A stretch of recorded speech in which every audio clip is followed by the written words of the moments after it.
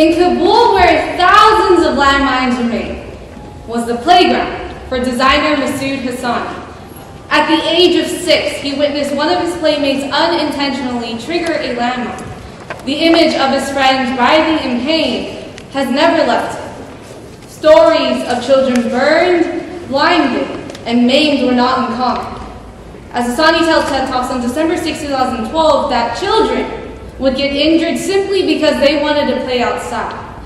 Unfortunately, there are more than 110 million active landmines scattered throughout nearly 80 countries, and they can remain active for more than 50 years, according to the Scholastic News Interactive of May 15, 2013. All of this became the inspiration for Hassani to make his former playground into a safer place for future generations, and thus the birth of MindTap.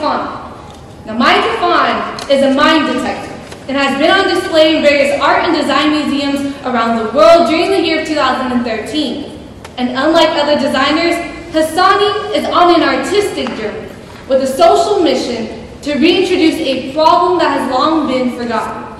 Last updated in his public blog on June 6, 2012, the goal of his humanitarian project is to get rid of all landmines worldwide. He wants to create a faster, cheaper, and safer product than the existing technology. Now, to better understand the significance of this demining project, I will first explain what MindTap is and how it works. Second, uncover its potential limitations before finally revealing its potential benefits and future implications. So first, to understand the importance of MindTap, let us explore more about what it is and how it works. According to Utah's Deseret News on February 4, 2012, Kafon, spelled K-A-F-O-N, means mine detector in Dari. Essentially what it is a massive dandelion that acts like a tumbleweed. Now, it's circular in shape and it's built from cheap materials. It's designed to be as heavy as a person with legs to mimic human feet.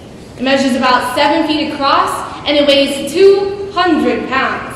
Now this actually makes it heavy enough to trigger landmines from the ground, while also light enough to be blown by desert winds due to its holy and spacious structure.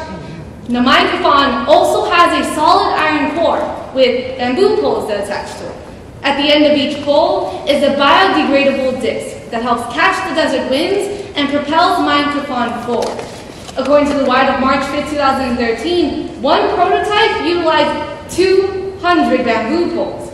Now that's a lot of legs. So, how does it work? Well, it's simple. Wind power. MindTap is taken to the location of choice and then it's just thrown onto the land with a push. Now once it triggers a landmine, the bamboo spikes actually keep the explosion within the Kafon, ripping off a couple spikes, but without destroying its essential core. According to the January 7, 2013 issue of the Z magazine, one of the world's most influential design magazines, each MindTap has a GPS navigation device installed into its core. Now this can help track the ball from any smartphone or on the internet. And furthermore, it can record where the ball has been and how many mines it has detected.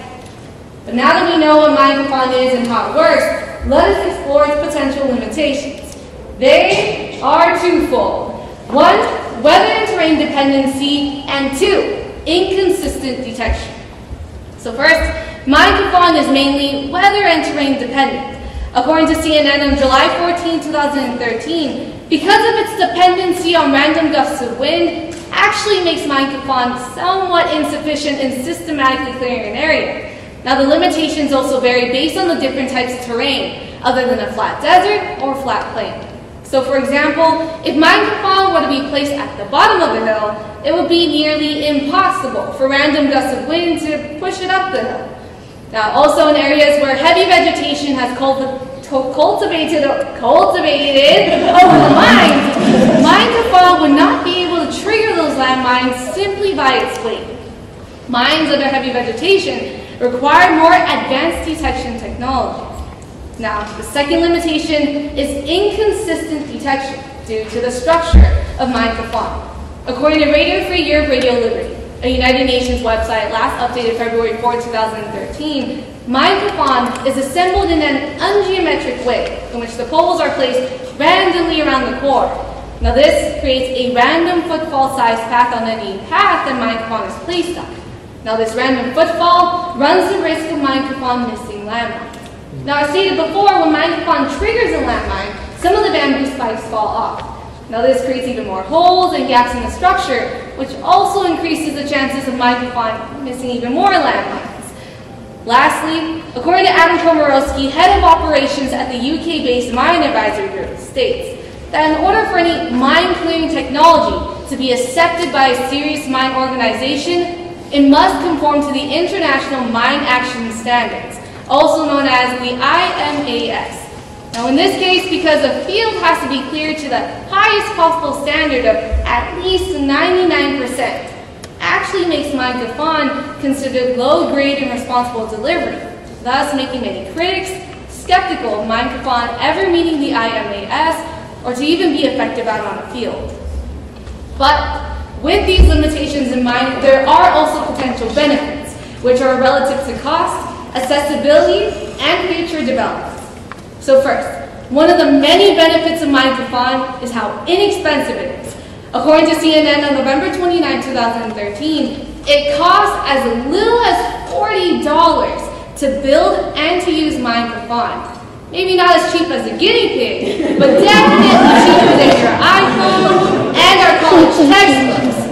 Now, one of the bulldozers used in America's largest military bases in Afghanistan costs $500,000 each. Afghan deminers are paid $200 to $300 each. They require expensive protective clothing and high-tech metal detectors, and the cost of removal per mine runs as high as $1,000. So obviously there's a difference between $40 and $501,300 plus dollars. Now the second benefit is accessibility. As Asani tells the previously cited TED Talks on December 6, 2012, that he hopes MindTap will be easily accessible to poor communities considered low priority on the mine clearing list. And so with this affordability and accessibility, these communities can finally start getting rid of their landmines from their farmlands and their communities. And with this GPS tracking device, they can finally see how safe an area is beyond their front and their backyard. Lastly, according to Time magazine on March 5, 2013, after testing MindTap with the Dutch Army, Commanding Officer Hank van der Stoke states that MindTap should not and could not be used as a military tool. It's too problematic because it can't clear a field of 99%.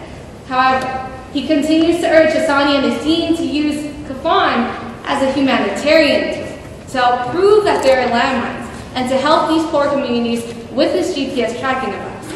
And that is why Hassani and his team are still hard at work.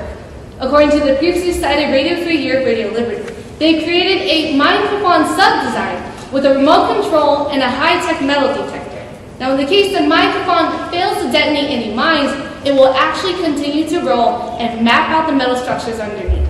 They've also created a cylindrical design that can clear wider paths. It measures about 10 meters wide and can also be steered. And just like the MindTap, it needs no engine, just wind and air. According to The Wired of November 22, 2012, they created a MindTap with wings like an airplane. Now, the future developments for MindTap are endless. The future benefits of it will remain tremendous over its limitations. So today, we learned about MindTap, what it is and how it works. Second, uncovered its potential limitations before finally revealing its potential benefits and future implications. As Asani tells CNN on July 14, 2013, perhaps the design industry is too focused on tables and chairs. I think it's time that we created more design-based solutions for more serious problems. Although MindTap is not 99% perfect, every destroyed landmine is a saved life, and every life counts.